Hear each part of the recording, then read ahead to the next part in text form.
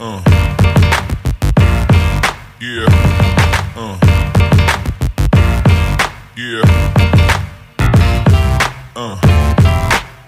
Et ils sont nombreux ces jeunes Guinéens pétris de talent qui ne cessent de se démarquer du jour et lendemain du guérir la langue.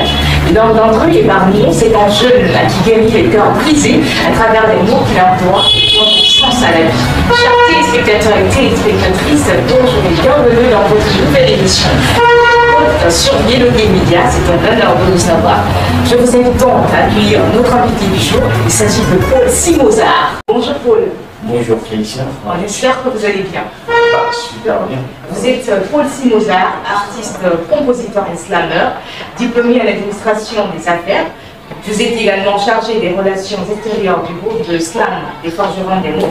Vous aviez participé à pas mal de concours de slam et de musique. D'ailleurs, vous avez été lauréat du concours de musique organisé par l'OIM, également finaliste du championnat national de slam. En 2021, vous êtes lauréat du concours de slam organisé par l'Union européenne. Et aujourd'hui, vous êtes professeur de slam au lycée français Albert Camus de Conakry. Alors dites-nous comment ça a commencé. Tout d'abord, ce que je veux dire, moi, la poésie, c'est une partie de ma vie en fait. Parce que tout a commencé depuis que j'avais 7-8 ans et je faisais la 5e année en ce moment. Et c'était avec mon petit papa, je veux dire, mon petit papa, j'aime trop le taquiner comme ça. Et il me faisait réciter des chansons, des fables, le Corbeau et le Renard, le Lion et l'Agneau, la Rose, tout ça. Donc du coup, ça faisait que j'apprenais la poésie petit à petit. Et on m'a fait participer pour la première fois à un concours de poésie de la Croix-Rouge, où je suis passé pour la première fois devant la foule. Mais c'était tout petit, c'était quelques mois, mais je ne savais pas encore c'était quoi réellement la poésie. J'étais éclairé, je détournais les chants. Vous voyez, c'était beau. Et après tout ce parcours, ce n'est qu'en 11e année que j'ai rencontré ce type de poésie qui était, on appelle ça, une autre forme plus urbanisée de la poésie qui est le slam, quand on se retrouve au club Chartru. Et dans ça, j'ai commencé à embrasser ce nouvel art qui était le slam, qui est une sorte de plongeon dans la foule. Et j'ai vu que c'était cool. Et donc je me suis embarqué dedans et après, quand on a participé à la première fois au championnat scolaire de slam, les univers scolaires de slam, et pour la première fois, j'étais pas candidat, j'étais remplaçant. Et ça, quand j'ai vu nos personnes qui sont parties représenter, n'ont pas réussi, donc ils se sont découragés pour la seconde participation qui s'est tenue en 2017. Et donc j'étais seul, et c'était en 12e année. Et le fait que j'étais seul, j'avais des amis qui voulaient aussi pratiquer ce art. Je suis parti les en parler, je dis bon, après il faut qu'on participe à ça. C'est un art qui est super bon, il faut qu'on essaie de pulser un peu l'école dans ce art pour qu'ils aient confiance sur toi-même. Parce que c'est ça aussi le slam, la confiance en soi. C'est ça le slam. Et donc on a participé à ça et puis après, on est parti, on est sorti, même si on n'a pas été lauréat, on a été vice-champion. Et le fait qu'on a été vice-champion, on a formé un groupe de forgerons de mots et nous sommes là. Wow, c'est vraiment super. Alors Paul Soro, alors c'est quoi la définition du slam? Bon, moi ce que je pourrais dire par rapport au slam, que le slam c'est un art qui te permet de dégager cette émotion que tu as écrite à travers ce texte, un texte. Tu vois? Donc quand tu prends par exemple le slam dans son contexte, ça signifie claquer.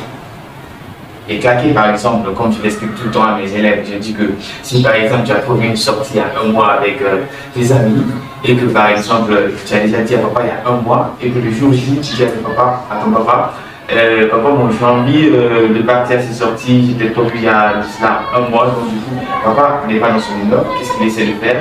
Il te dit que non, ok, ça ne t'ira pas. Et toi en sortant, qu'est-ce que tu fais? Tu claques la porte. Et la façon de claquer cette porte, c'est ce plongeon qu'on appelle le slam. Ça vient du mot anglais qui signifie tout claque. Tu vois un peu, claquer. Donc du coup, quand tu prends par exemple le slam, c'est un art dans lequel la performance du texte va en concordance avec les actions. Tu vois un peu. Donc du coup, ici, dans le slam, quand par exemple tu prends la différence entre le slam et la poésie, c'est que le poète il est capable de faire un texte, de mettre toute une émotion dans le texte. Dans l'islam, c'est quoi? Il est capable de transférer cette émotion qui est dans le texte pour une scène. Chez l'islam, on dit que l'islam, c'est l'art de la scène. C'est normal. Est-ce que vous pouvez faire une petite démonstration pour nos téléspectateurs qui nous regardent en ce moment? Peut-être piocher avec des petites filles. Alors, on vous écoute alors. Depuis tout petit, j'ai eu toujours envie d'écrire. J'ai fini par déchirer en 2, 3, 4, 5 papiers. Mais aujourd'hui, la muse m'a souri et je me donne la bise par ce défi et par cette écriture.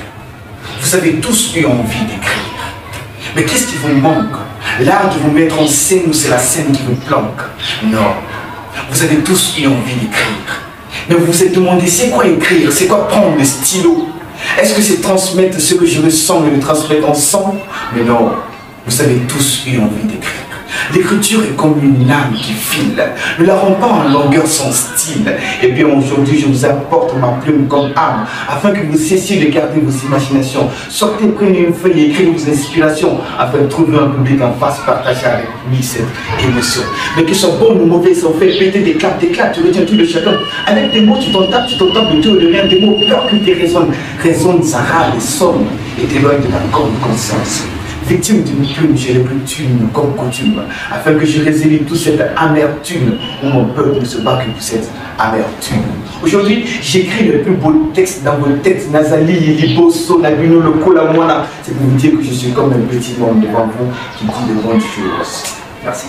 Wow, en tout cas, je dis touchée, j'ai été traversée et surtout j'ai voyagé à travers tout ce que vous avez dit. C'était exceptionnel, c'était impressionnant. Alors dites-moi, c'est quoi prier en étant jeune? Lorsqu'on dit prier en étant jeune, qu'est-ce que ça veut dire pour vous? Prier En étant jeune, est-ce que c'est ce que vous êtes en ce moment, vous priez en étant jeune? Moi, dire que prier en étant jeune, c'est quelque chose à fait de personnel.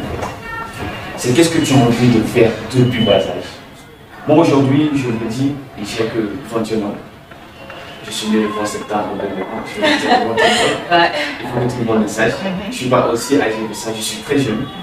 Mais je ne suis pas venu à réaliser au moins une partie de ma vie. Et aujourd'hui, ce que je pourrais dire à toutes ces personnes qui ont envie de prier en étant jeunes, c'est de toujours croire à soi-même. Et depuis qu'on a commencé à faire l'islam, je veux dire que aujourd'hui je suis animateur chroniqueur dans une émission aussi Slam. On a eu toujours cette envie. On a dit bon, aujourd'hui on commence à slammer, aujourd'hui on commence à faire des trucs. Tu vois un peu. Mais comment? On a envie de sortir à la télé, on a envie que les gens nous voient. Avant on slamait, les gens nous donnaient 20 000 francs, des trucs et autres là. Tu vois un peu. Donc on a dit bon, on a envie de faire ça, on a envie de faire ça, on a envie de faire tant de choses. Mais comment le faire? On a toujours persévéré. Tu vois? Et donc aujourd'hui, notre première apparition à la télé, c'était au moment du show de la Cannes, c'était en 2019. Un rêve déjà qui a été réalisé. Et on a eu toujours envie de slammer dans les hôtels. Et on a toujours eu cette envie. Le fait qu'on a eu envie, cette envie, on a fini par réaliser. Tu vois un peu, parce qu'on avait un objectif. Parce que la vie, briller en étant jeune, c'est avoir un objectif et un plan de travail. Tu vois un peu, si tu as un objectif et un plan de travail, tu peux vraiment briller en étant jeune. C'est-à-dire qu'il faut toujours croire en ce rêve. Essayer de destiner ton rêve à toi-même en fait. Parce qu'aujourd'hui, il y a beaucoup de jeunes, tu vas les voir, tu les dis, qu'est-ce que toi tu as vraiment envie de faire? Aujourd'hui, par exemple, tu prends une université, il y a 2000 et quelques 20 000 étudiants. Tu prends peut-être, tu ne ressortiras que peut-être 2 à 5% d'étudiants qui vont te dire aujourd'hui, j'ai envie de faire ça, j'ai envie de faire ça. Aujourd'hui, pour nous, le slam, c'est une question de vie. Et à travers le slam, il y a beaucoup de choses qu'on gagne. Justement, le slam, c'est une question de vie. Quel est le message que vous pouvez donner à l'emploi de toutes ces personnes-là qui souhaitent devenir des grands slameurs également, alors dans ce domaine-là? Ce que moi je pourrais dire à toutes ces personnes qui ont envie d'écrire, de prendre le temps, de prendre le stylo et de le mettre sur scène. Avant, on nous disait, en fait, qu'on appelle ça, les professeurs nous traitaient d'ignorants. C'est vrai, c'était trop paresseux. Mais aujourd'hui, je vous crois, je vous jure, qu'on se nourrit que de notre propre stylo. C'est pour vous dire que partout où vous êtes, partout où vous avez une pensée positive ou négative, une humeur, essayez de l'écrire. Essayez de le mettre en scène, essayez de écrire quelque chose et puis de le produire. Arrêtez-vous devant votre miroir, regardez-vous, faites vos textes. Parce qu'en fait, ce n'est pas vous que l'humanité retient, c'est ce que vous produisez que l'humanité retient. Et aujourd'hui, la valeur d'un homme ne se produit pas en fait, n'est pas en fonction de sa taille ou de ce qu'il gagne, mais le fait qu'il produit beaucoup d'autres valeurs. Merci beaucoup, on a été en tout cas éblouis de vous avoir sur le plateau de l'État. Merci vraiment. Alors, chers téléspectateurs, nous sommes pratiquement à la fin de cette émission. Merci à tous de nous avoir suivis. On se retrouve la semaine prochaine pour un nouveau numéro. Bisous à vous.